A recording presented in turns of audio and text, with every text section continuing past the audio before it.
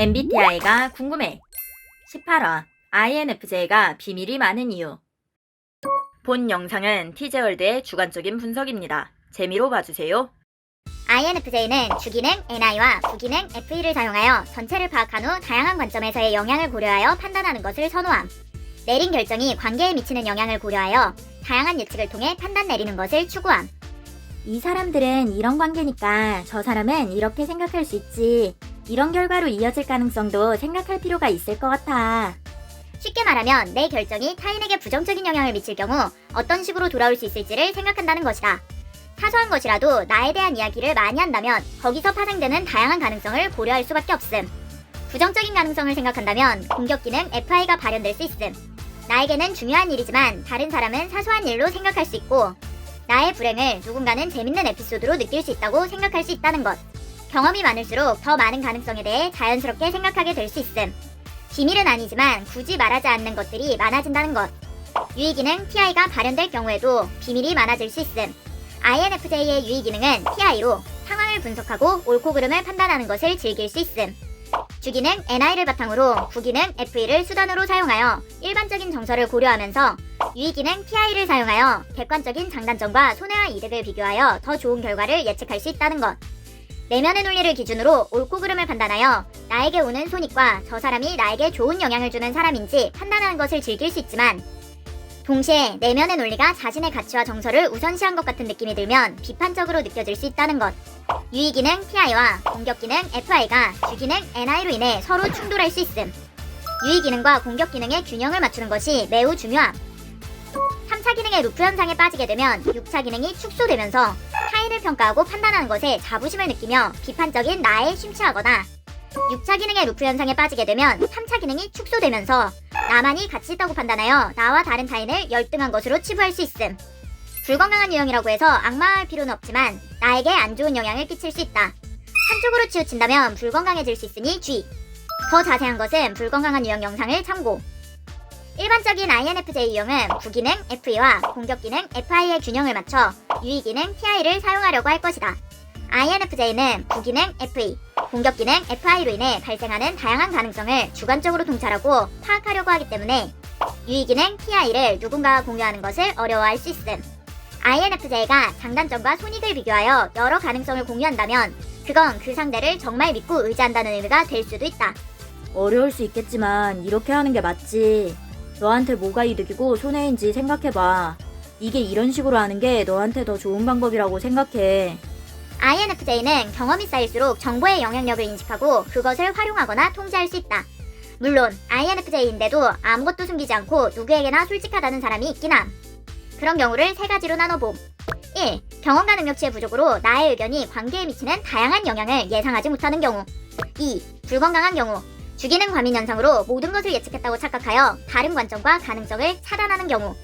3차 기능의 루프 현상으로 나만이 옳다고 믿으며 타인을 평가하는 자신에게 심취한 경우.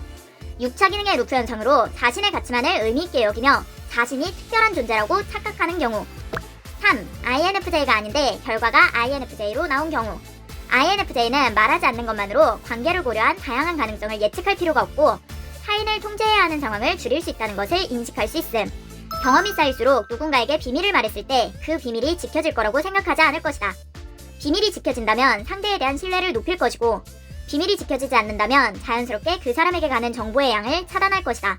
굳이 숨기려는 의도보다는 편한 선택을 하기 위한 것일 수 있다.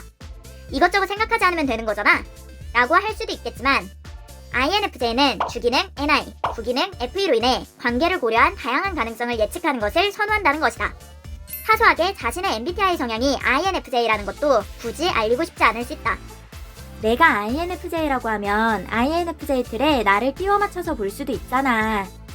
같은 행동을 해도 E라고 하면 외향적으로 보고 같은 말을 해도 F라고 하면 감정적이라고 하는 경우도 있더라고.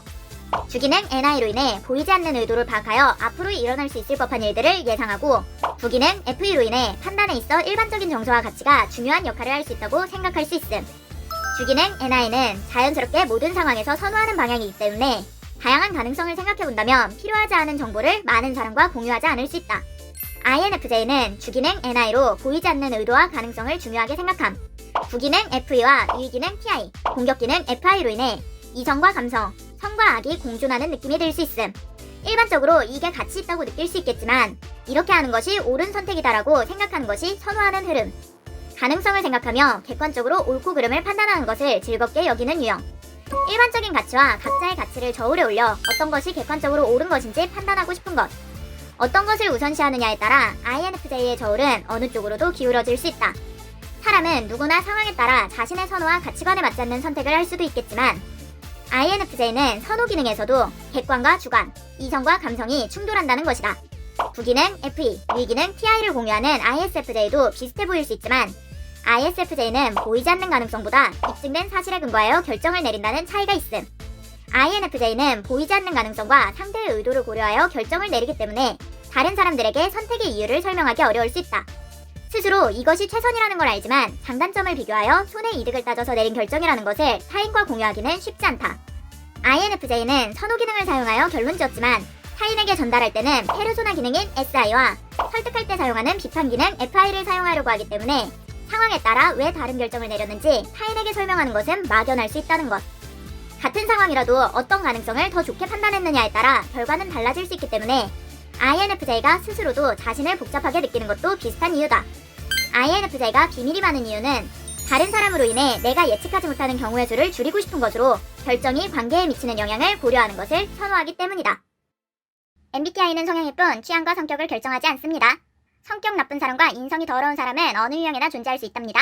본인이 진상을 만났다고 해서 그 유형의 MBTI를 가진 모든 사람이 진상이 아닙니다.